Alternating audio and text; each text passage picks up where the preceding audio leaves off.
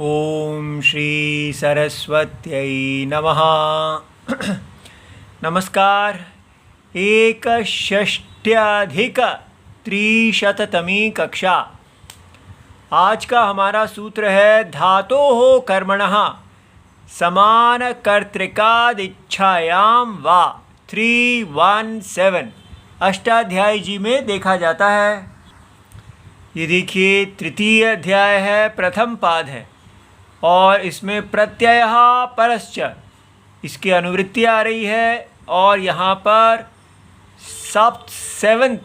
सप्त सूत्रम है धातोः कर्मणः समानकर्तृकाद् इच्छायां वा।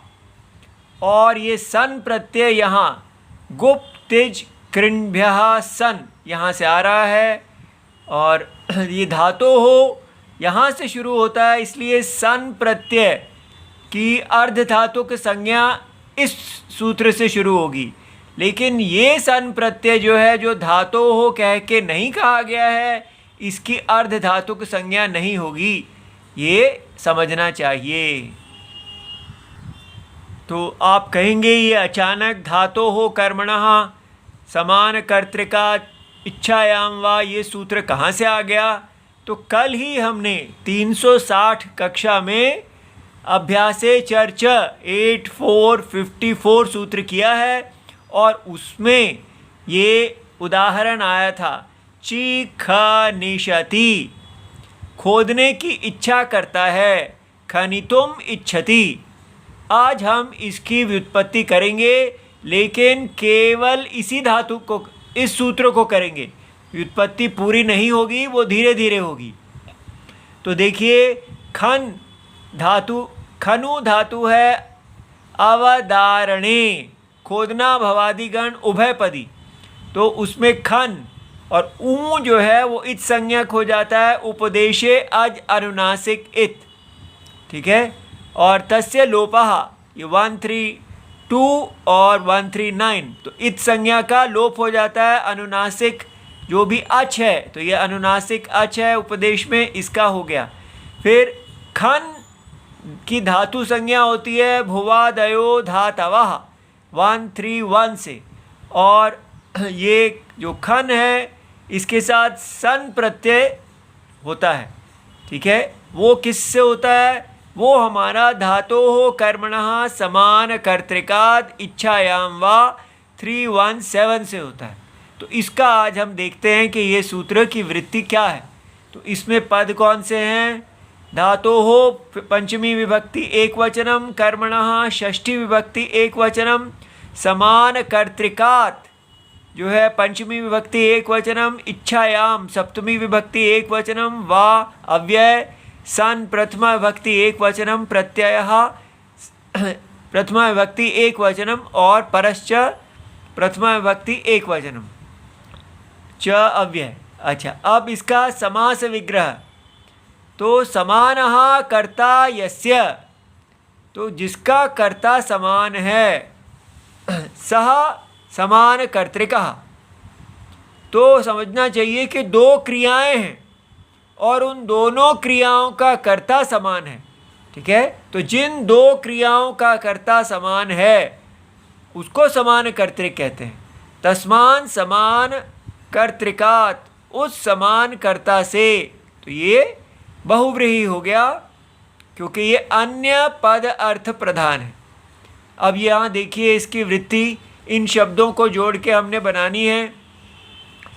तो धातोः इच्छायाम अर्थे, तो ये देखिए धातु से। ठीक है। धातु से इच्छा में, तो धातु से इच्छायाम अर्थे इसको जोड़ के बना लिया। वा सन प्रत्ययः परश्च भवति, इतना तो आसान है। ठीक है। पंचमी धातोः, धातु से इच्छा के अर्थ में, इच्छा अर्थ में सन प्रत्यय होता है। इतना आज हो गया। अब आगे आता है किस प्रकार के धातु से, कस्मात् धातोः। तो ये जो दो हिस्से हैं थोड़े दिमाग लगा के समझने वाले हैं। तो काशिका भगवान कहते हैं इशी कर्म यह धातु। तो जो धातु इशी क्रिया का कर्म है, ठीक है, तो वो पहली चीज़ होनी चाहिए कि धातु इसी क्रिया का कर्म हो और इशिना इसी क्रिया के द्वारा एव समान कर्तृक हो। तो उसका जो इच्छा करने का कर्ता है वही धातु का कर्ता होना चाहिए। ठीक है, तो इसको समझ लेते हैं। कैसे, देखिए यहाँ हमारा शब्द था ये खनितुम इच्छति, खनन करना चाहता है। तो हम यहाँ देखते हैं जो धातु इश धातु का कर्म हो, तो इश का कर्म है और खन कर्म खन है। जैसे खनितुम इच्छति, इच्छा करता है किसकी, खनन करने की। तो इश धातु का कर्म क्या हुआ, खनन। दूसरा है उस धातु का कर्ता और इश धातु का कर्ता समान हो।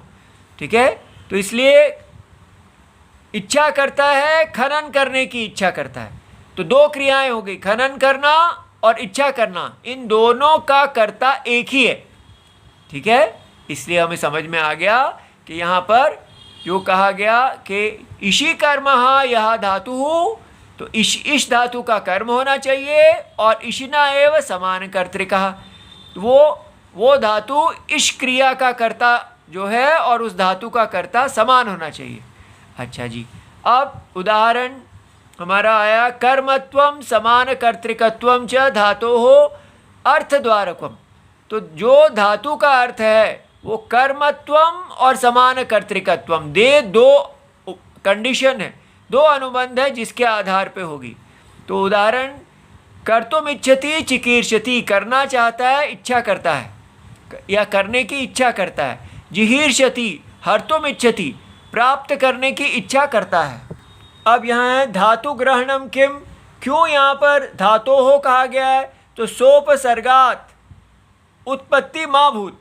जैसे हो प्रकर्तुम इच्छति, यहाँ सन प्रत्यय जो है वो केवल क्रि से होगा, प्रकृ से नहीं होगा। ठीक है, अच्छा दूसरी बात कर्मणः इति किम, क्यों यहाँ पर कर्मणः कर्म का ऐसा कहा गया है, तो करणात्मा भूत। जैसे गमने न इच्छति, जाने के द्वारा सुखादि की अभिलाषा करता है, तो वहाँ पर सन प्रत्यय नहीं होगा क्योंकि इच्छा का करण है गमनम। लेकिन अगर होगा गंतुम इच्छति कर्म है तो जिगमिष्यति, ये हो जाएगा सन प्रत्यय। इसी प्रकार समान कर्तृकात् इति किम, क्यों सूत्र में समान कर्तृक कहा गया है, तो देखिए देवदत्तस्य भोजनम इच्छति यज्ञदत्ता।